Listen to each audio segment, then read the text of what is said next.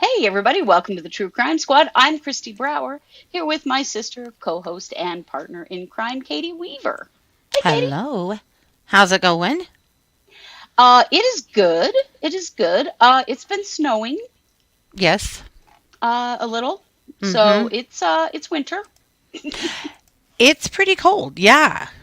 Yeah. It isn't. I don't even mind, honestly. I'm kind of ready for it. Are you? hmm I even considered making soup for dinner. We're kind of at that hmm point for sure. Oh, definitely. Yeah, I made a roast with vegetables last week in the oven. I Mm-hmm. cooked in the oven in Mm-hmm. because it was not too hot, Yeah. and it's definitely, we're feeling it.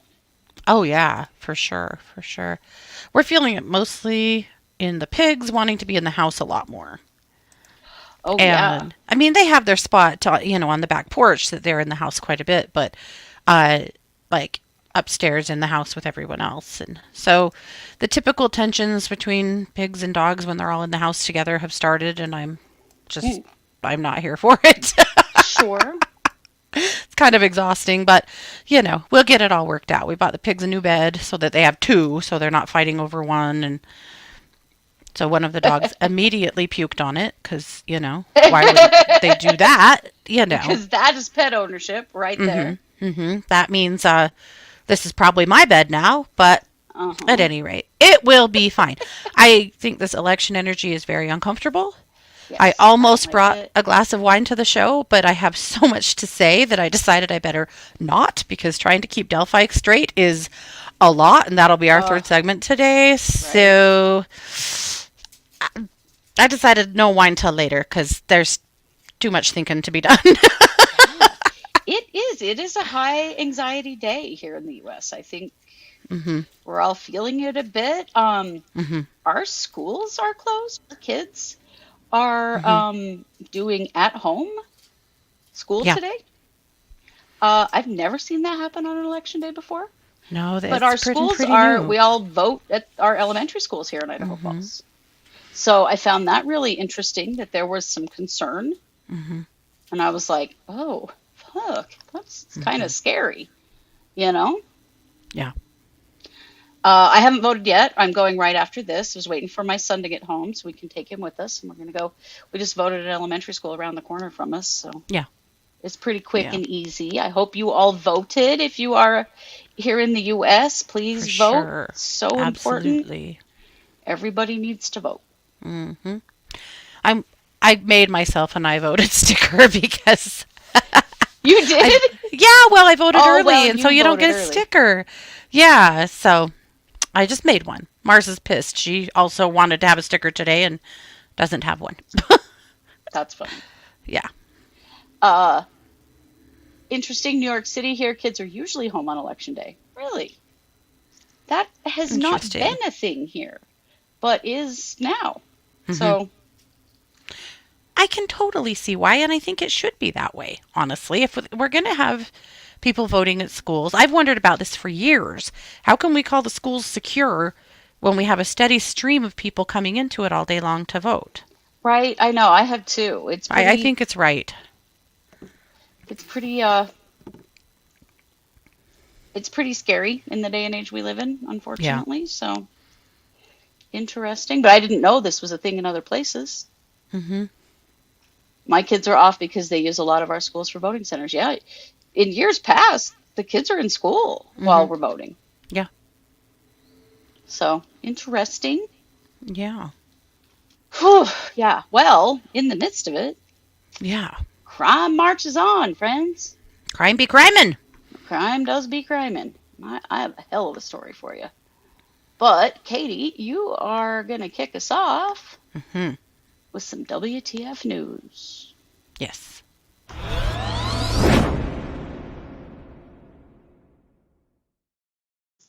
Okay. Well, I have got quite the story for you. First, I'm going to show you this baddie right here. Okay. This is, of course, my notes always start me in the wrong place. This is Taylor Cadle. Okay. Taylor lived in Florida, and Taylor had a real rough upbringing, a really rough family situation. Ended up in foster when she was about 7. When she was 9, a family member stepped forward and said, hey, you know what? We'll adopt her. So it was a great uncle, and his wife said, we're going to adopt her. About 9 at the time. She lived with them for only a few months when he started taking her on these long car rides and sexually assaulting her. Oh, God. And she was terrified and also didn't want to end up back in foster and didn't know what to do. Sure. So it went on until she was about 12, about almost 13. Oh, no. And then she told someone at their church, told an adult, who did the correct thing and got the authorities involved. And so the police launched an investigation. And during that investigation, the detective that was questioning her, she was almost 13 at the time. So she said that he would take her on a ride, and at some point he would pull over and tell her to move into a different seat, and sometimes he would stop at a gas station and buy condoms, and this pretty much went the way you would expect it to. Gross, man. Poor kid.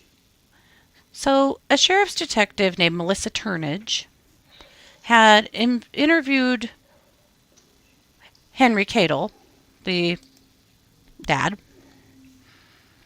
and he told her, well, this kid's just hard to manage. You know, she came out of foster care and she's tough to manage, and she gets in trouble, and then she just makes accusations, and she's in trouble because she got her phone taken away. So this is how she's retaliating.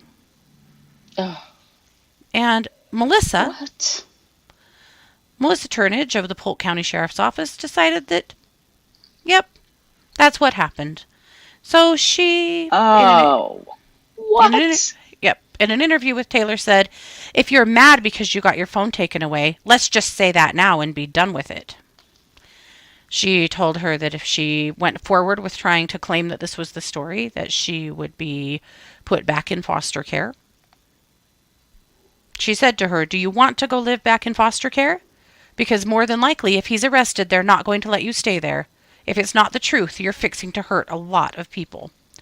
And Taylor, the whole time, as a 12-year-old, stands on business and continues to say, everything I've told you is true. Wow. And so Melissa Turnage said... Shitty detective. So Melissa Turnage decides, yep, for sure, this kid's lying. So she charges her. So she slaps her with falsely reporting to the police. And she actually has to go to court. So in going to court, she's scared to death. And her mother has told her in the car the best thing she can do is just plead guilty and get it over with. So she does. Oh my God. It's a 13-year-old that's being sexually abused. Who the hell are these people? So she pleads guilty. She's sentenced to 1 year of probation with community service. She had to write 2 apology letters, one to her abuser and the other to a sheriff's officer. So that's when she's 13. My God. Well, as you can imagine, the abuse did not stop. Well, of course not, because now he's got carte blanche. So Taylor gets really with it this time and starts taking pictures to get bulletproof evidence so that she can prove that this is what's happening. Oh, no. So she pulls up her camera, and apparently on that particular phone, this was from 2017, if you tap the screen anywhere, it takes a picture. So she kind of looks like she's just swiping, playing on her phone, but in reality, she's taking pictures of everything that's happening. Oh. So she goes back to the police bravely after what happened last time Right? and takes off the, takes the evidence in Mm-hmm. to the police. And the police reports say that the photos she took were graphic and shocking, but totally made her case. Wow. So they bring Harry Cadle in again, or Henry Cadle, and sit him down, and they're like, hey, she's saying yet again, this is Henry right here, that you are sexually assaulting her. And again, he's like, yeah, she's a big liar. This never happened. She tried this last time. She's just a brat and whatever. Ugh. And so the officer that was interviewing him says that he got the impression that because of the previous investigation and result, that Henry felt secure. So he said, Of I course want he to ask, did. yeah. He said, I want to ask you plainly, did you touch her? And Henry says, no. Hell no. And the Joel Dempsey, he was the interviewer, he says, now's the time to tell me so I can get out in front of it. And he says, no, no, no. He says, no, no, nothing happened. So they finally come back into the investigation room with him and show him the evidence. They show it to him, and he says, oh, okay, okay. He says, do you know who this is? And he says, yeah, it's me. Yeah. He was sentenced to 17 years in prison for sexual battery of a minor. And Taylor's criminal charges, they got overturned. Thank God. And maybe that detective that didn't believe her should have gotten sanctioned. Like, Well, what the Christ? she is still a detective there. Seriously? And the sheriff, Grady Judd, he's still the Ugh, sheriff. Yeah. trash, man. Yep. But there's an interview on PBS News with Taylor that's been coming to light now, and it's putting a lot of pressure on the Polk County Sheriff's Office and also really making them have to face what happened here. But Good. wow, Taylor, what a badass. Yes. You Can shouldn't you have had imagine to, but good job. knowing she's taking pictures of herself Hmm. while this terrible thing is happening? She is an adult Poor now kid. and seems to be doing quite well. Good. But yeah, poor Taylor. My God. Well, she No, ought to set herself up real good and sue the shit out of Polk County. she should. I'm guessing that's exactly where this is heading. Good. Yeah. Yep. Good for her. Yep. She deserves that. Hmm. Absolutely. This Where is was in this? What state Florida. was this? In Polk Florida. County, Florida. Jesus. Yep. Yep. She And was and absolutely her own hero. Yep.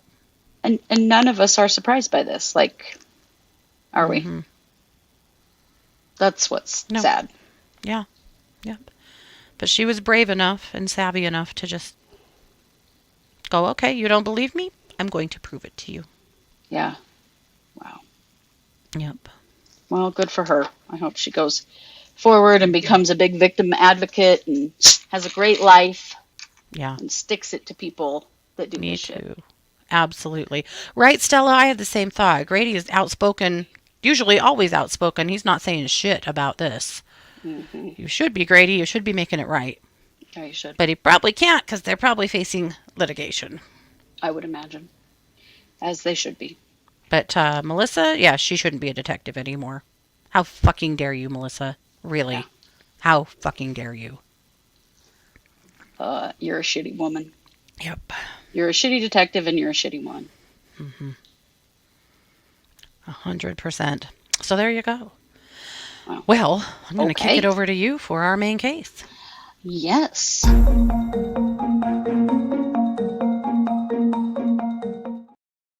All right. Well, speaking of shitty people, I'm going to tell you about our latest domestic terrorist. Mm-hmm. You're going to be shocked by this, but this is a 24-year-old white man. Mm-hmm. His name is Skyler Phillipi. Looks like a real stable genius, I think. Mm-hmm. Skyler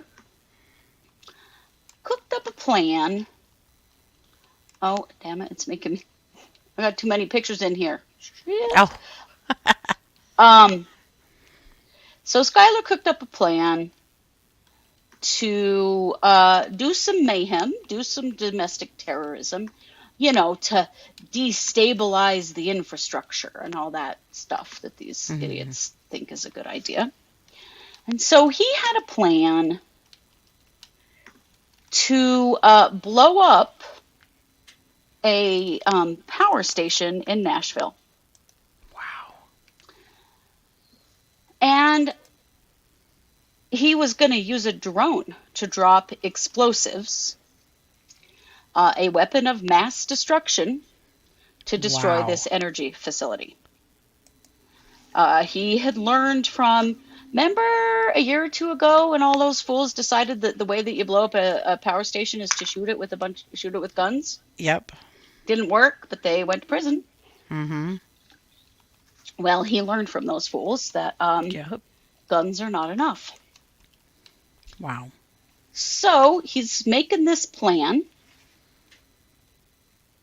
and he starts talking to some people about what he's going to do, because these guys can never.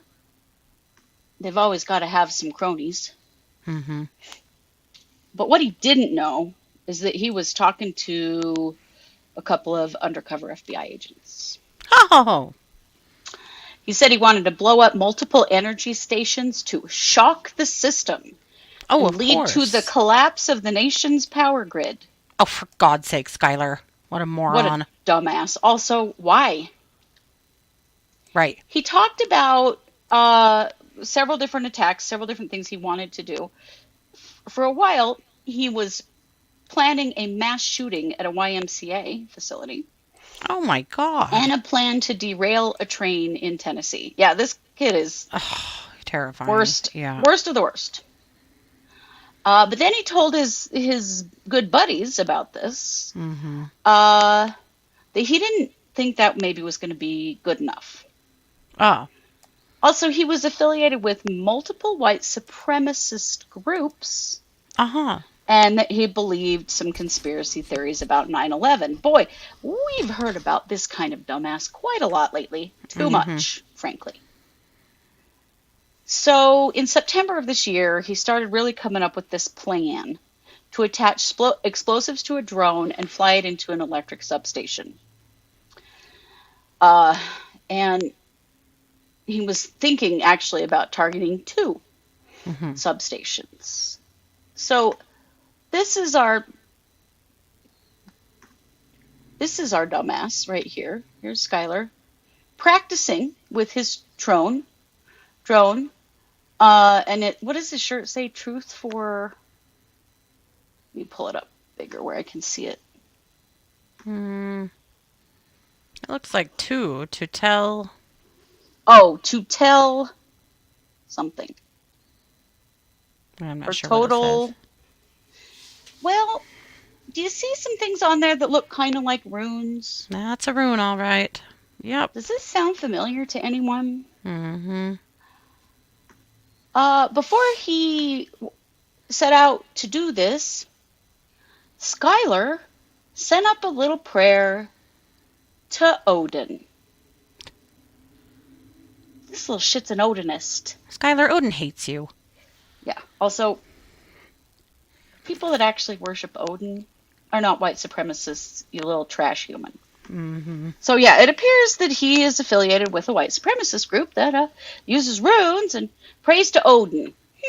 Where have we Wonder. heard that before? I don't think there's any of those guys in. I think I don't know, Indiana, Yeah, sure Delphi seems like region. it. Hmm. I found this case really interesting because of that. I was like, holy shit. This is the same group, I'll bet. Mm-hmm. So, Everyone hates you, Skyler, right? yeah, absolutely everyone does. You are a piece of shit. Yep. You need to go to prison forever for this. Mm-hmm.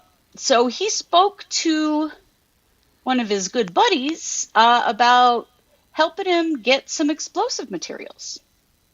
He said that he wanted materials that could cut through 3/4 inch metal, and then ended up settling for something that is known as poor man's C4. I don't know exactly what that is, but C4 is a plastic explosive, so some Right. kind of Yeah. explosive. He also wanted to assemble pipe bombs and wanted this buddy to provide him with black powder to make the bombs explode. So these FBI sources, man, they're just helping him out. He thinks Mm-hmm. he's building bombs. He's getting ready to do the deed. So he's still talking with his buddies, talking about how they're going to avoid being caught, planning the attack, talking back and forth about the drone he's going to use. He built it himself, Mm-hmm. and he told one of these guys that he needed more explosives on October 19th. Like, he was just laying out his whole plan to strangers on the internet because, Yep. that's so smart to do. Yep. Well, on November 2nd, he attempted to carry out the attack. And the undercover FBI folks were with him every step of the way. They picked him up from his house. They went to Nashville. They provided him with inoperative explosives.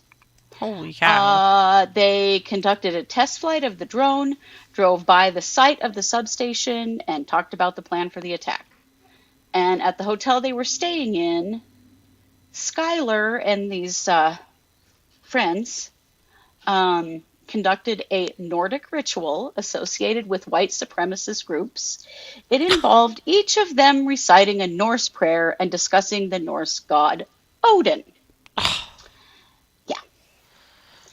Uh, When they asked him if he was sure if he really wanted to do this, he told the agents that he was fully committed and that it was time to do something big that would be remembered in the annals of history. no, you're fully committed, all right, Skyler, to prison Mm-hmm. for a long fucking time. Moron. So Philippi and these FBI sources drove to the power station at 8:15 p.m. on November 2nd. Mm-hmm. On the drive again, he outlined the plan to destroy the substation. They wore masks to hide their identities. Let me show you this picture. So this skull picture, this is Whew. Philippi. This is the devil guy. They covered the face of one of them, I think, because you could see their face, and then Mm-hmm. the devil guy was another FBI source. Uh, See the pipe bombs, Mm-hmm. inert pipe bombs, and this device here that Skyler's holding is a device that was for the attack. So he totally thinks they are doing this, and he thinks that these explosives are real. Mm-hmm. And he's all in. Yep, he's all in. They gave him multiple chances to back out. He didn't take it, and also had no clue Right. that these weren't just good buddies. Mm-hmm. So when they got there to the substation, he started to prepare the drone. And then I guess there was a pre-plan about what the FBI sources were supposed to do. So as he was getting the drone and explosives ready, law enforcement agents arrested him and took him into custody. At the time of his arrest, the drone was powered up with what he believed was an armed explosive device about to be attached, according to the criminal complaint. Wow. Let's see. Attorney General Merrick Garland said, as charged, Skyler Phillipi believed he was moments away from launching an attack on a Nashville energy facility to further his violent white supremacist ideology. But the FBI had already compromised his plot. This case serves as yet another warning to those seeking to sow violence and chaos in the name of hatred by attacking our country's critical infrastructure. The Justice Department will find you, and we will disrupt your plot, and we will hold you accountable. Mm-hmm. He has been charged with attempted use of a weapon of mass destruction and attempted destruction of an energy facility, and faces a maximum penalty of life in prison if he's convicted. He does have a federal public defender, and he is set to appear in court on November 13th. Jesus. Wow. Why are our young men destroying their lives with shit like this? Right. Right. He is No 24 chance right years out of the old. gate. then Yeah. his life is over. He is going Yep. to federal prison. Jesus. The so the U.S. power grid includes more than 6,400 power plants and 450,000 miles of high voltage transmission lines that span the entire country. Hmm. We know that there have been multiple attacks targeting the power system in recent years. In 2022, such attacks rose by 71% Hmm. compared to 2021. Um, Keith Weinstein, who is the Undersecretary of the Office of Intelligence and Analysis of the Department of Homeland Security, said that the agency is very concerned about power grid attacks driven by white nationalist narratives. Hmm. He said, we've seen power grid attacks for a number of years, and some of those attacks are simply people shooting into some substations around the country for purely criminal reasons. We've covered several of those. Hmm. But some of these shootings are also being done by domestic violent extremists, domestic terrorists, who are trying to engineer a societal collapse. Unbelievable. What do these fools think that means other than Right. tons of people die? Right. And you think life's going to be good for you when you do something like this? Like, Right. Jesus. It just makes no sense at all. No, doesn't. Wow. Doesn't. But Skyler Phillipi, I mean, let's look at his face one more time because we're probably not going to see it again. No. Bye, motherfucker. Yep. And please let this start being an example to some of these other fools that this is a Right? bad idea and you need to simmer down and knock this kind of stuff off. Yeah. You do not want to be known as a terrorist. No. Jesus. But if you do the shit, you will be. Yeah. You will be known as a terrorist. You will be charged as a terrorist. You're Yeah. going to go through federal court and federal prison. Nobody wants that, man. No. It's just, it's really unfathomable to me. Mm-hmm. Why? Me too. But hey, Yeah. they caught Skyler, so let's hope they But this keep idea catching of these wanting idiots. to trigger societal collapse is insanity to me. It is. For what purpose? Yeah. It's just gross. So Indeed. we're glad Skyler is gone, Yeah. frankly. I'm Yeah. sorry for his family, for anyone who knows this idiot and who is like, oh my God. But, we don't know much about him personally at this point. Right. This all just happened, and so I really couldn't find much information about him, like prior to this. But Mm-hmm. he was planning mass shootings, Yeah. mass casualty events, literally using a weapon of mass destruction Yeah. on a civilian power station. Lordy. So good work to the FBI and the Justice Yeah, Department. for sure. I'm very grateful that this information got passed along as it did, and that this was foiled, and that it could never have actually occurred. Mm-hmm. But to know that that kid had the intent to carry it out all the way through to the very end, Mm-hmm. what And else now, can we do but lock him up?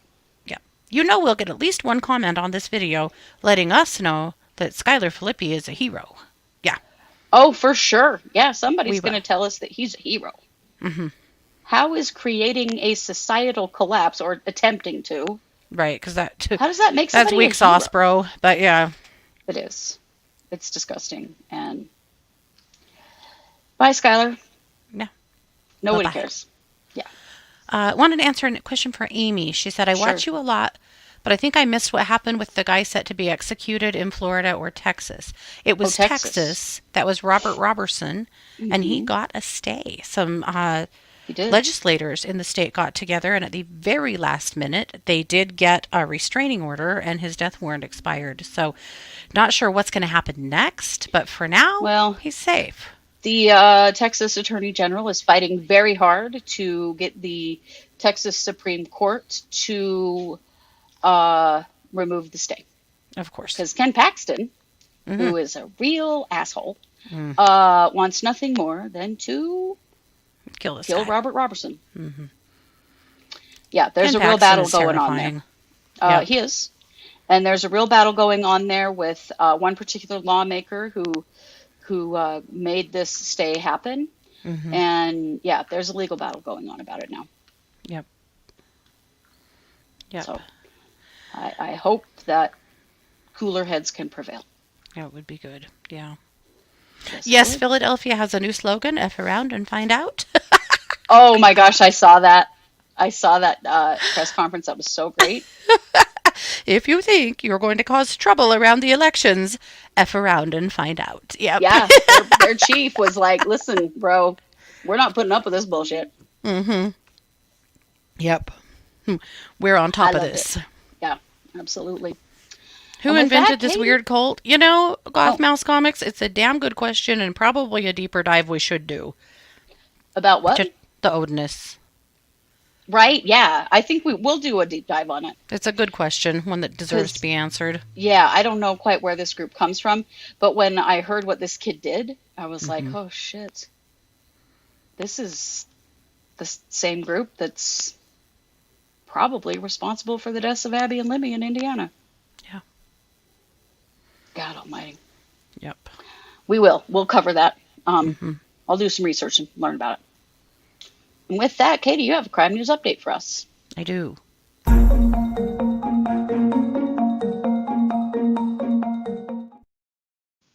So I'm going to do Delphi day 16, which Okay. is today. I don't ever want to get 4 days behind again because, Oh and my we God. probably will, but man, that was a lot last night. So That much. was a lot. So Although, thank you all. Many of you were very appreciative that we did that. Mm-hmm. And I appreciate that. Oh, for I sure. was beat by the time it was over. Me too. It was a lot. But, the defense is just, man, they are really rocking. Baldwin and Rozzi, my God, they're good attorneys. They are. For so many cases we've seen that have such a limp defense, this one has been very robust. We're hearing there was an outburst in the courtroom today, and I haven't seen it written in the pool notes yet, but what we're seeing on Twitter is that a juror, first it was reported that they snapped at Judge Gold, then it was reported that no, it was not at Gold, it was at the prosecutor. The prosecutor has been so heavy on the objection button during Oh the my God. defense, during all of the defense's presentation that everyone's sick of it. The defense can hardly get 2 words out, and he's objecting again, just doing everything he can to disrupt.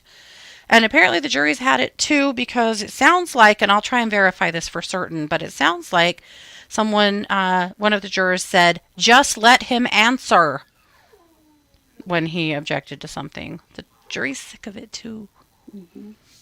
Well, and they can tell that there are things that they are not getting, Mm-hmm. information they are not hearing. Mm-hmm.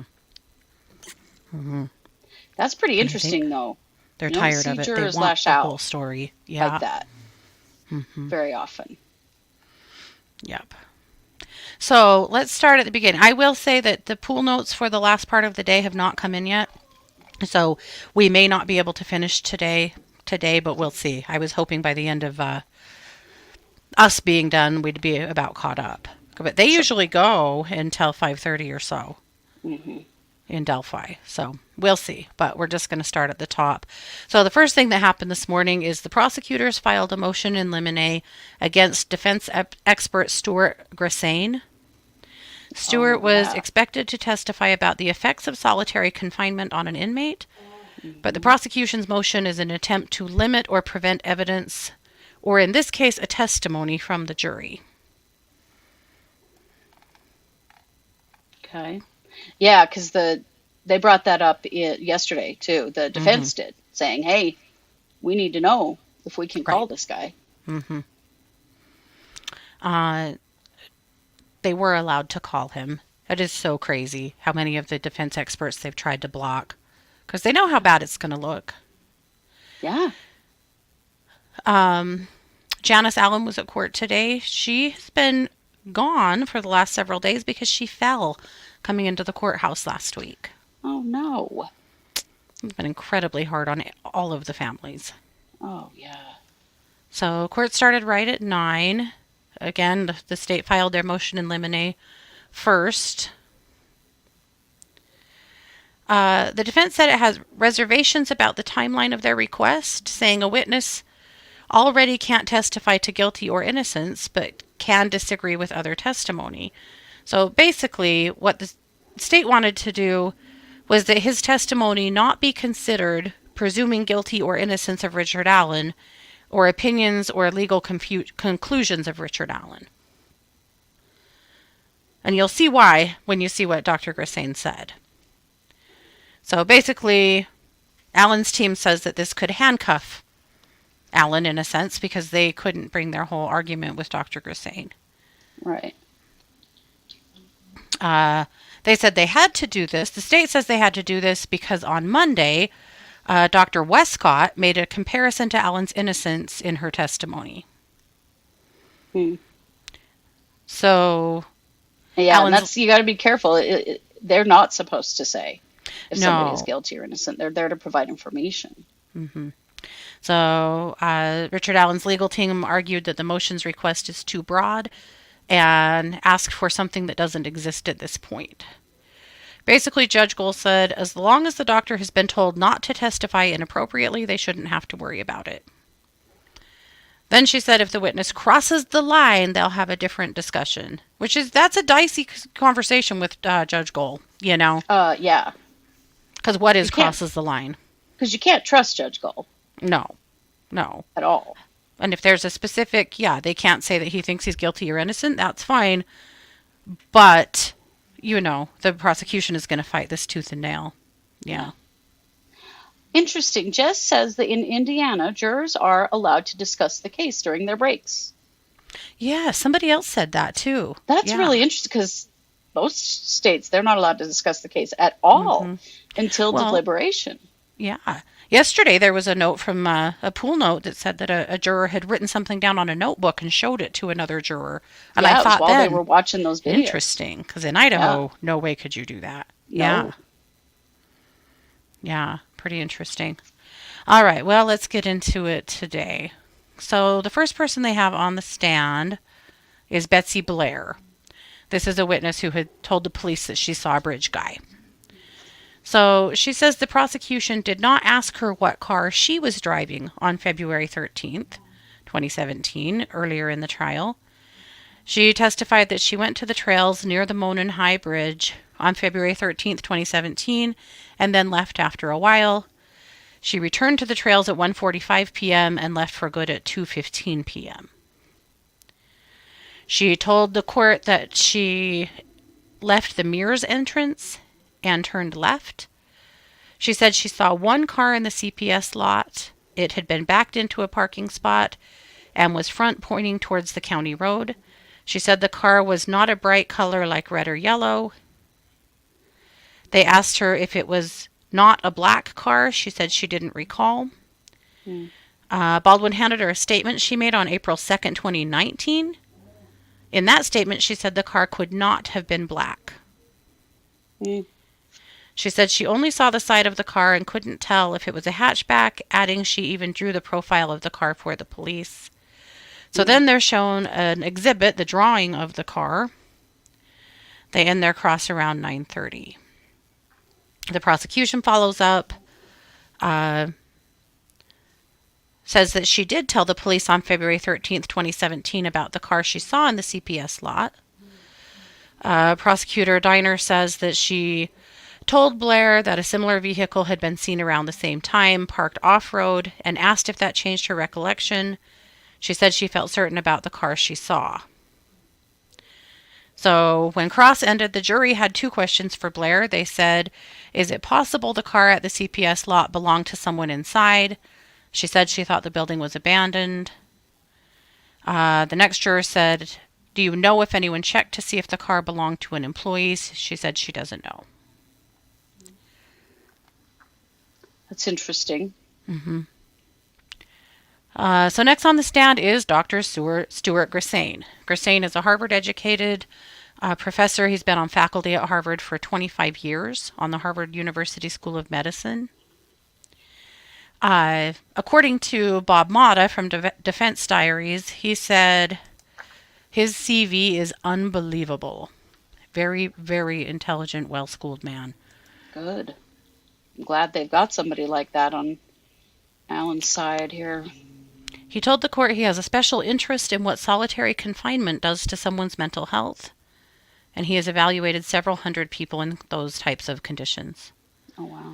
So he said the defense reached out to him to evaluate whether solitary confinement played a role in the incriminating statements Alan was making in prison. So he was given videos, he reviewed Dr. Westcott's reports, Dr. Walla's notes, and several other records. He said he also listened to audio of his phone calls from the Westville Correctional Unit. So pretty much he had everything from that time. He said all information was from November 2022 to the spring of 23. He said he was given info on Alan's behavior inside Wabash Valley Correctional Facility up to February 2024. So at this point, the prosecution wants a sidebar. Of course they do. After the sidebar, Rozzi asks him about solitary confinement in a clinical professional cell. So Dr. Gracian says that when a person is confined to a small cell, there's limited availability for mental stimulus. He told the court it's toxic for a mental state and people cannot function. In the worst cases, people become psychotic. He was asked if Alan's cell met those requirements, and he said yes, it totally met those requirements. Prosecutor Diener objects and says she needs more info on the sources the doctor is pulling from. He responds the United Nations considers anything more than 15 days in solitary confinement torture. Diener objects, saying that doesn't apply to the Indiana Department of Correction, and the judge sustains that. Why doesn't it? Why doesn't it? Because who studies torture? Right. And who governs torture? The United States, the UN does. Yeah. But it doesn't matter. I mean, the clinical opinion is there. That's what matters. Yeah. He told the jury that solitary confinement can cause behaviors including smearing feces and acting out sexually, and that there is a high rate of suicide. Rozzi asked him about delirium, and he described delirium as a fog with everything floating by, nothing making sense, that can be caused by internal factors like sepsis or heart failure, or external factors. He says that Alan absolutely displayed symptoms of delirium in his phone calls from jail. He said false memory is a big component in Alan's evaluation. He said false memory begins looking like memory over time. It's a game of telephone in your brain and starts with, I think I saw. Mm-hmm. He said that Richard Allen's case looks to him like a false memory. So on cross, he was asked about what real memory is. He said a real memory is an extremely perceptual event when compared to a fake memory. He said it's always about the conditions when it came to solitary confinement and protective custody. That's about all Diener had. Rozzi came back and talked a little bit more about conditions. And then the jury had questions.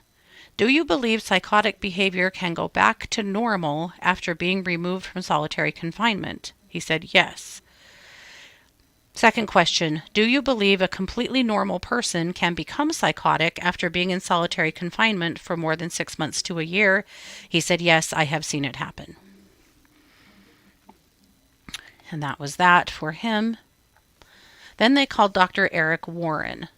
Dr. Warren lives near Memphis. He has a doctorate in biochem, and he owns SEP Forensic Consultants. So he helps with tool mark identification and crime scene reconstruction. Oh. Yeah. He says he previously worked for the state of Tennessee as a special agent in firearms, but left the job to pursue more tool mark work. He said his industry has a critical community with professionals and said community work can be helpful because it's like peer review. So he says he was hired by Rozzi to review conclusions made by Melissa Oberg, the former firearms analyst, to examine the bullet, The one who now works in like insurance or something. Yeah. So he says the process of reviewing Oberg's reports, including her deposition and photograph of the cartridges, he explained what class, subclass, and individual characteristics are when it comes to bullets. So he said class in general is like the make of a car. Subclass is in between, larger than individual. Individual would be fine details like hair scratches.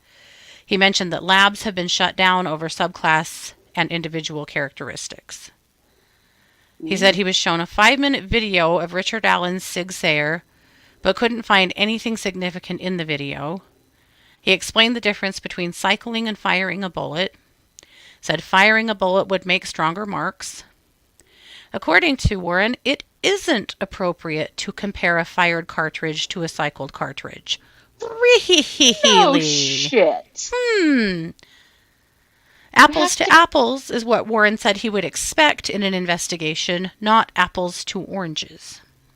I think I said that exact thing last week. Indeed. Warren confirmed to the jury that Oberg used a fired round to compare the cycled round to, which he said wasn't right as it isn't repeatable and reproducible. Pretty sure we said that too.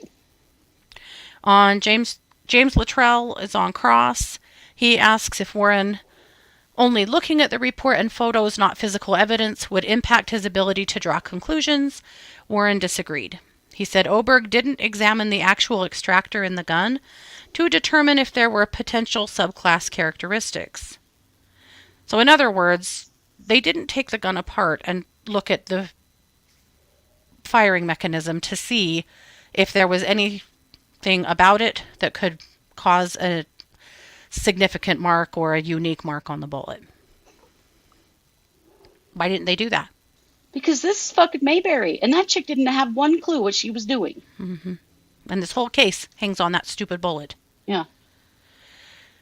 Rozzy back on redirect. He shows Warren a picture of triangular marks on the cartridge, which are the ejector marks.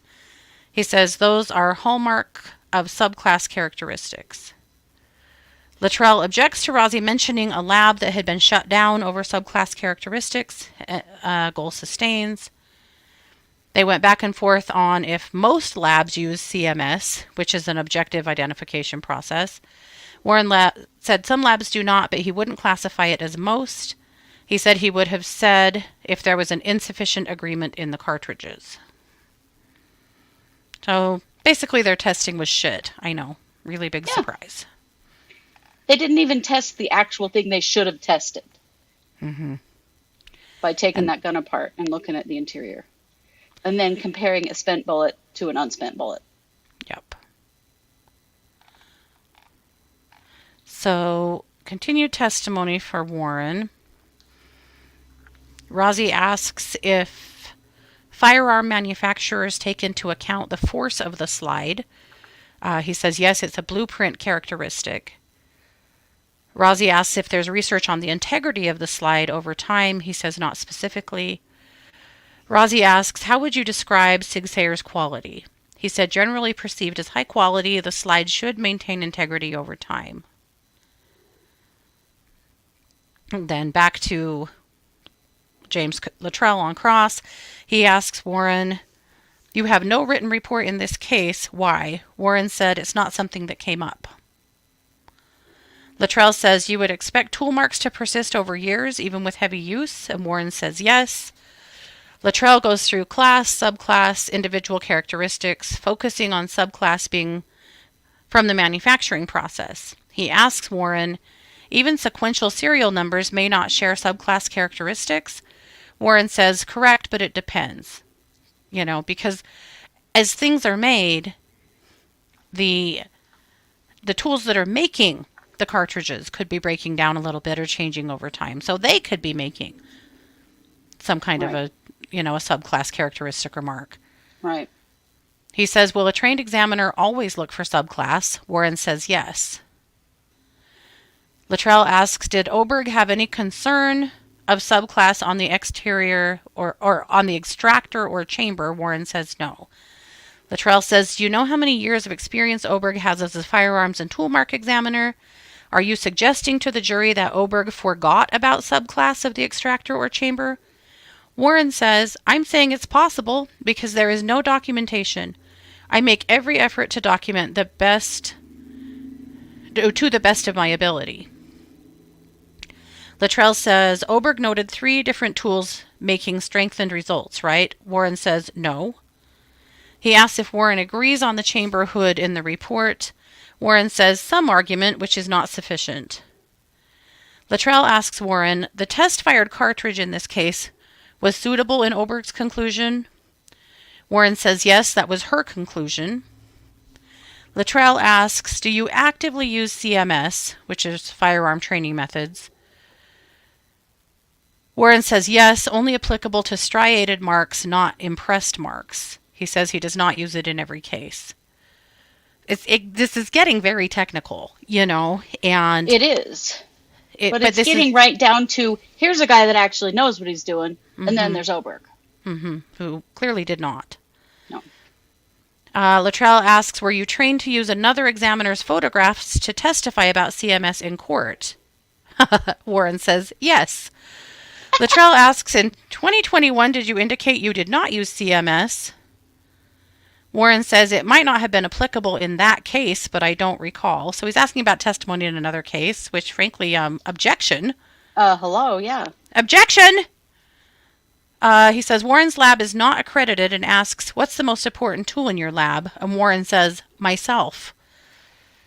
He says, how valuable to you is your comparison microscope? Warren says, you need to use it if you're making a comparison. Luttrell asks, when asked by Rozzi if you received everything you needed, that didn't include the cartridge or gun. Warren says, I received all the documentation I needed. So at this point, Luttrell is hammering on Dr. Warren about why he didn't request physically examine cartridge and gun. And basically he's saying, I didn't need to. I read the report. I saw the pictures. That's good enough for me to know that this was not done correctly. Right. So on redirect, Rozzi asks, did I ask you to write a report? Warren says no. Rozzi says, did you make yourself available by the prosecution if they wanted to depose you? And Warren says, yes, but it was a few weeks ago when I was in Morocco. Basically, yet again, they actually didn't even bother to depose one of the expert witnesses in the defense. What the hell, man? Right. Why not? Why not? What are they doing? Because they're just trying to pretend like none of this matters and we're not taking this seriously? Right. I guess. Or they're just lazy as usual? Yeah. Because or since they just when do you not thought depose? that Judge Gohl would just let them kick all of these experts out? Mm-hmm. And that might be. And she hasn't quite given them as much leash as they wanted. Mm-hmm. But get this. 15 questions for him from the jury. Oh, wow. So here's the jury questions. How would CMS or objective testing be used when testing a firearm with a change in slide and racking angle? Warren says it would still need significant agreement between one and the other.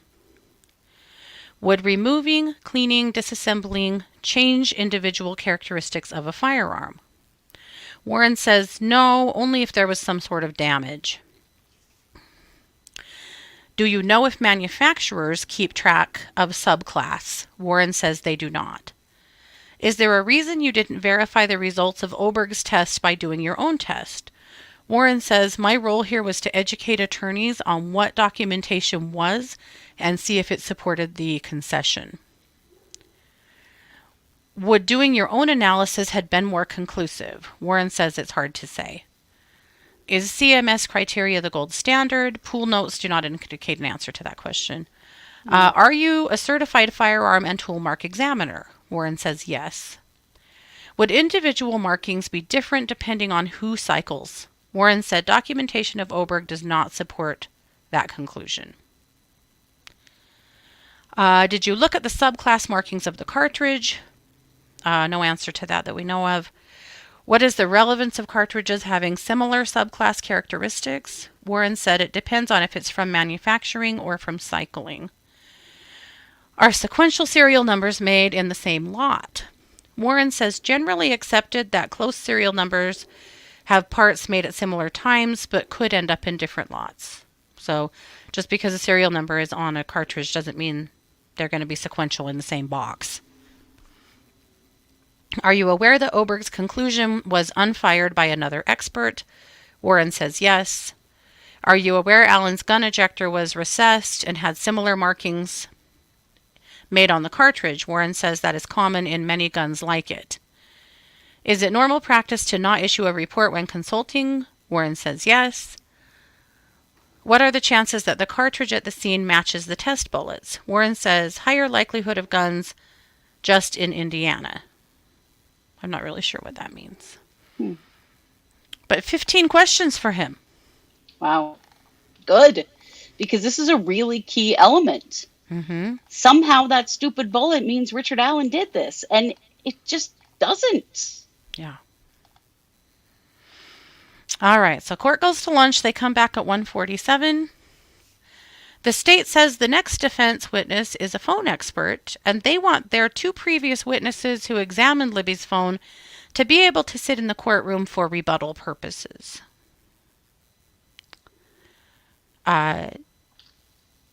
It's not clear that the judge did or didn't let that happen, so I can't tell you that she did or didn't. I don't know. I would imagine she did. That generally is allowed. So they call Stacey Eldridge. So Stacey Eldridge is an expert in computer information management. She worked for the FBI for 10 years as a forensic examiner and later a senior examiner. She also works as an instructor on digital evidence. So she left the FBI and is now a licensed private detective in Nebraska. She tells the jury she used to have a license in Cellebrite, the software used to forensically examine cell phones. She's a consultant now and an adjunct at 2 universities. Mm. So she tells the jury she's testified 3 times for the government and owns a business called Silicon Prairie Cyber Services. She tells the jury the defense is paying her Silicon Prairie, that's funny. Yeah, that is funny. She tells the jury the defense is paying her $300 an hour to testify. She's worked 65 hours in an examination for this case and 15 hours prepping for her testimony. Wow. She received the October 2017 cell phone extraction, as well as the Cellebrite report and report from Chris Cecil. She says she also reviewed Cecil's deposition. She tells the jury that she used Cellebrite, Axiom, and other forensic tools to examine Libby's phone. She says she primarily used Axiom and 2 others. She explains to the jury that every tool can do the work a little differently or display it a little differently. Mm-hmm. She tells the jury that an extraction is getting all data off a phone so that you can examine it later. She says everything she examined came from the ISP, so from the state police. She says there are 3 level 6 extractions you can do. Each one of them pulls different amounts of info. Mm. She says logical extraction covers the basic user information, and that's what Libby's phone had in early 2017. She said ISP had the capacity in early 2017 to do a full extraction of Libby's phone, but did not do it until October of that year. Big surprise. Mm-hmm. She tells the jury this caused issues and caused the loss of a specific piece of data called the current power log. She tells the jury that the log only stays saved in a phone being turned all the way on and off. So they lost, by fucking around, they lost some important data from that phone. She says, I'm so shocked. Yeah. She says the log can also say if the phone went into airplane mode. She said her priority was finding out what was going on with the phone at 4:34 a.m. on February 14th for the phone to receive multiple text messages all at the same time. Yeah. Judge Gold calls for a sidebar after the prosecution says they had not examined an exhibit showing Eldridge's report on Libby's phone database. First they said they have not examined the exhibit, then they say they have no objection. Yeah. Maybe because that's your own damn problem? You had received it? Yeah, that's what I'm guessing. Eldridge leaves the witness stand and goes to a screen showing the report. She explains many of the columns and rows. The pool reporter describes the exhibit as similar to an Excel spreadsheet. She said she generally agrees with the state expert examination of the timeline of the phone, but there are things she does not agree with. She says she does not agree with some of the times, some of the text calls and FaceTimes that were delivered between February 13th and 14th. She tells the jury there were times on the 13th and 14th that the phone was not connected to a cell tower. She says the last time it connected was on the 13th at 5:45 p.m. and then reconnected at 4:33 a.m. on the 14th. That is weird. I mean, can't we all agree that is really weird? It is weird. Like, was it put on airplane mode? That was my question. Was it somewhere where it couldn't connect, like in a cellar or somewhere? Like, I don't know. Well, and that's pretty rural. I mean, at what point in that area do you lose service? Yeah. She tells the jury she reviewed the cell phone pings from AT&T. She showed AT&T historical precision location logs. The state objects and points out that she does not have training on network capability in Carroll County. They say the log isn't complete and Eldridge is not qualified. Jennifer Auger says from the defense says the page admitted into evidence is one pertinent to the investigation, but there are several hundred more. Judge Gold does admit the exhibit over the state's objection. These guys they show their hand so quick when they're like, oh no, something bad's coming. Let's object. And then I think the jury's going, what don't you want us to know? Yeah. Eldridge said Libby's phone's last connection was February 14th, 4:33 a.m. And as we know, before that, 5:45 p.m. on February 13th.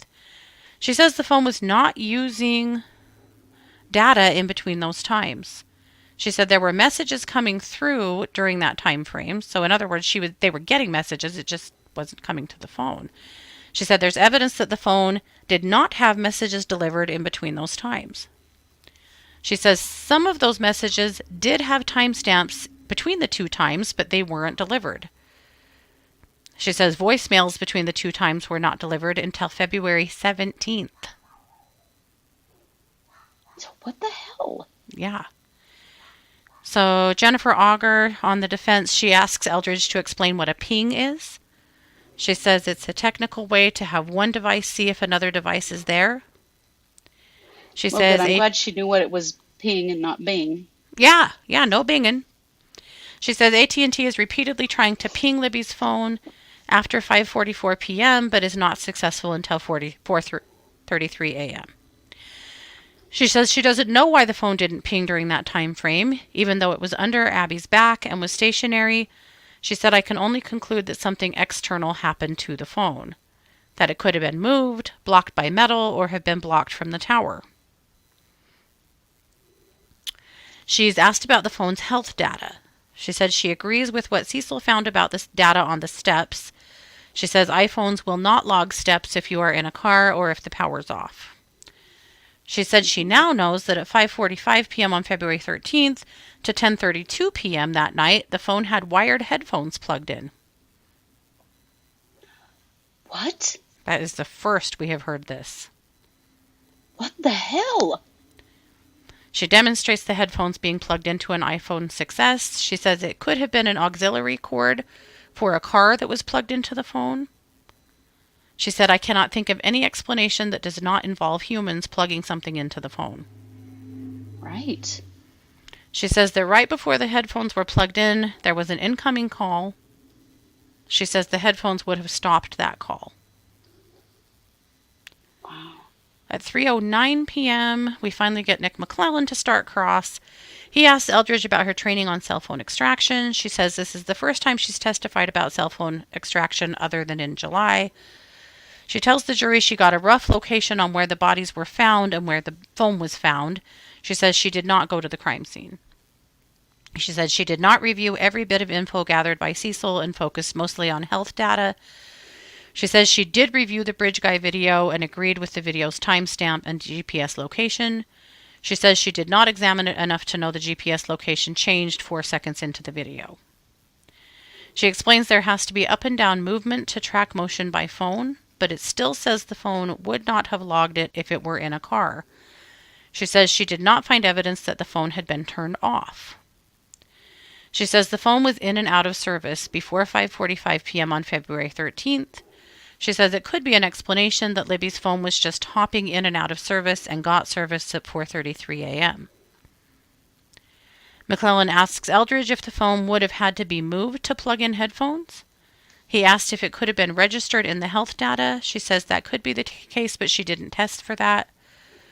She also says there could have been a signal blocker, like in a metal building or something like that.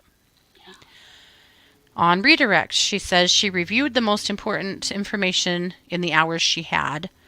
Jennifer Auger asks her if the FBI ever did a drive study, which is a study that includes driving around to see what signal you get in what places. Auger asks if the FBI knew how to do this in 2017. Eldridge says, theoretically. Eldridge tells the jury that in order to plug the auxiliary cable in, the phone would have had to be moved. She says the phone would not have to log movement if it was powered off after 4:33 a.m. And we don't know for sure on that because that's part of what was lost by waiting too long to assess the phone. Yep. So then on cross, McClellan, Eldridge says it takes a little bit of movement for a phone to start logging movements. So more than maybe bumping it a little bit to plug something into it. So 6 jury questions. Did you ever write your own timeline? She says no, she didn't have enough time to do that. Could any of this be related to Libby's iPad? Eldridge says they were not synced, so no. Would water impact movement? Eldridge says no, that water would not impact the port. She said, can you tell if the phone was on silent or vibrate? Eldridge says no. She says, could you review Alan's historical timeline if he was using a Ting phone? Ting was the server that he was using. They're like a Verizon offshoot. She says she could if it was available. They asked, are there other apps that measure movement? She says yes, but she did not look to see if Libby had them. Wow. Yeah. Interesting. Sound Willow says there are spots along US 31 where there is no connection. There are small areas. Yeah. So, I mean, that gives a little bit more insight than we've ever heard. Interesting. And that someone plugged something in. Yeah. To the phone. Yeah. I mean, did these girls get in a car with somebody? Did they? Did they get in a car with somebody who makes you wonder? Who said, "Here, put your favorite music on," and handed them an aux cable? That really makes me think they got in a car with someone. This is why the defense thinks that they were murdered elsewhere and brought back here. Hell yes, they were murdered elsewhere and brought back. Look at all of the search people. They looked at that fucking creek, man. And the searchers went home about 2 a.m. Yeah. So this is, I think, interesting. I think it certainly has people wondering, you know? Yeah. So they take a break. They come back at 4:07, and Judge Gold starts off by scolding the jury. She says officers have informed her of people in the jury talking and says anyone talking will be kicked out. That must have been the outburst. Okay. So the defense calls to the stand First Sergeant Chris Cecil from the ISP. They ask him what an audio output start means. He says he does not know. He says he doesn't have the education to know why a cell phone would or wouldn't connect to a tower. But he's the expert for the state. Yeah. Because the state doesn't actually have experts. They have dumbasses. I don't know. You know? And that was literally all she had for him. Her direct took 1 minute. McClellan starts cross at 4:08. Cecil says he Googled the water question and asked the jury before the break. Oh. I found it. Okay, my phone thinks I'm Googling something. Oh, no. He said a Google search said the phone could register water or dirt in the headphone port as having headphones plugged in. Auger begins redirect and asks Cecil, do you normally Google search when conducting research in a criminal investigation? Cecil says, not normally, no. Yeah. Because you don't fucking know, dude. You're looking like an idiot, Cecil. Mm-hmm. He's not normally, no. Cecil says, you look at peer-reviewed articles, right? Cecil says, that's correct. Auger says, you and the state have had 7.5 years to research this. That's correct, Cecil responds. Nothing further. The defense then calls Brian Bunner, a lieutenant with the Indiana State Police. Jennifer Auger asks, do you know what an audio output means? Bunner says no. Then she asks, have you done any Google searches? Jennifer, you are shady. I love it. Yes, you are. This is fabulous. He says, no, the defense has nothing further. There's no cross. The jury leaves the courtroom at 4:25. I don't know if the day ends there. That's where my notes end. So it could be that there's one more segment to that today. I don't know. But if there is, then we'll report on that tomorrow. Yeah. Boy, the state's experts are looking like a bunch of clowns, aren't they? Boy. Yeah, they are. That is wild. Crazy. One clarification from Defense Diaries from Bob Motta. He says Betsy Blair did report that she saw a vehicle at the old CPS lot that was backed in. She said it reminded her of her father's old Comet. See, we've heard talk before that witnesses said that the car in that parking lot was an old car. Yeah. Mm-hmm. Richard Allen's car was like a 2016. Like a car from a movie from the 80s and 90s. Yeah. Yeah. Yeah. Wow. Yep. So big. I wonder how much more the defense has, or if they're just about done. Well, and I mean, what must the jury be thinking, hearing this stuff, going, what the hell? This is who the state brought on? Versus the defense's witnesses are way better.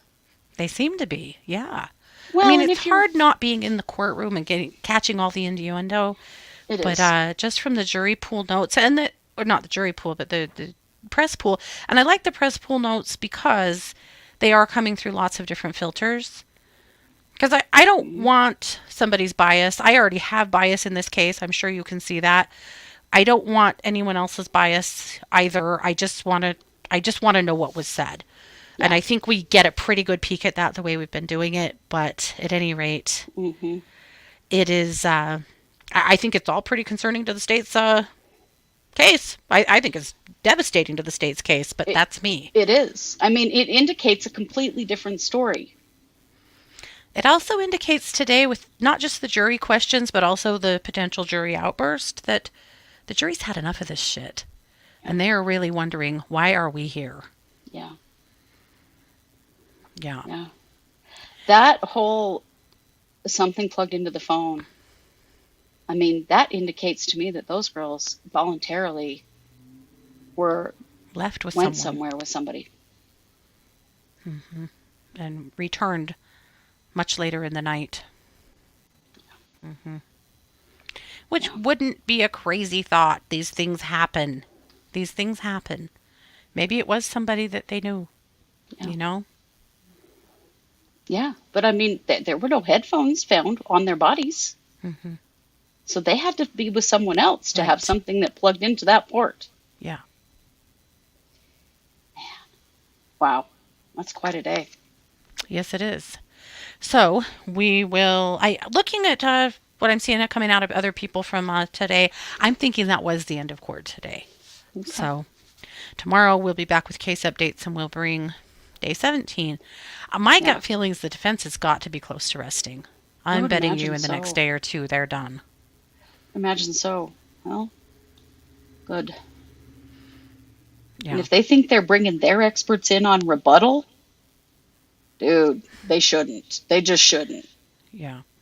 It's going to make them look really stupid. Oh, interesting. Wu-Tang said, Brad Weber yesterday mentioned that there's several sheds he owns in that area that can receive messages but no calls. Interesting. Yeah. So there's some service issues in the area. And it depends on what kind of message it is, because if it's a push message, a push notification message, then that means that it can be pushed through to your phone. Hmm. And you don't have to have as good a service to receive a message like that. That's why, like, sometimes I can't text when we're camping, but I can send and receive Facebook messages. Hmm. Yeah, So that's interesting. it's really interesting. It Yeah. definitely, all the phone stuff definitely opens up a huge uh, can of worms because so Yeah. many unanswered questions that have absolutely nothing to do with Richard Allen. Right. Nothing. And with the scenario that the prosecution has put out there, Right. like, yeah, wow. They have nothing from Richard Allen's phone from 2017 because they don't have Richard Allen's phone from 2017. No. And so there's nothing, there's no evidence that ties him in any way. And we also know that they did say, the state's experts said that there was no connection between Richard Allen or the girls on social media or in any other way that they could find. Yeah. Yeah. Wow. Okay. Hmm. Well, you know it. Thank you all so much for being here. We appreciate it very much. We will be back tomorrow night at 6 p.m. Mountain for case updates, where we'll be Yeah. talking, of course, about Delphi as well as other things. And in the meantime, if you haven't caught up on Delphi over the weekend and yesterday, we did a 2 hour, 15-minute show yesterday A with 4 day four catch days up. worth of court that you might want to go catch up on. And thanks so very much for being here. Be sure to like, subscribe, share, comment, leave us a review, do all those things, because those things help us to grow. You probably heard that last week we broke 1 million plays on Spotify. So we're We pretty did. freaking thrilled about that. And we couldn't do it without all of Yeah. you. So thank you so very much. Absolutely. And with that, you know what? We are the True Crime Squad. Thanks for being here. Take care.